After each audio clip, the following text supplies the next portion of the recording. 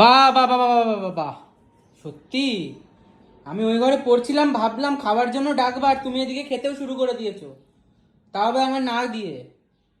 সত্যি গো, কিছু বলার নেই। তুই তো পড়ছিলিস, বাট পড়ে এমনি তোর আসার কি দরকার এখন? 7টা রুটি শেষও হয়ে গেল। আমি ভাবলাম একটু বসে বসে চুপচাপ খেয়ে নি, ও পড়ছে পড়ুক।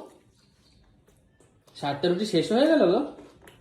এই তো একটা, ওই যে হাফটো। আমার রুটি কই? তোর রুটি বানিয়ে দেবো, ঠিক আছে? আমি একটু ভাবছিলাম চুপচাপ খেয়ে নি। তুমি আগে খেয়ে নিলে, হ্যাঁ, আমাকে না দিয়ে। কি হয়েছে দাদা? কি করে পারো তুমি? আমি পারি, আমার ভালো লাগে। এই দেখ, চায় চায় লিকা। ভাবছি একটু আরাম করে বসে একটু খাই, অমনি চলে এসেছে, অমনি চলে এসেছে। মানে আমার খাওয়াটা দেখো সহ্যই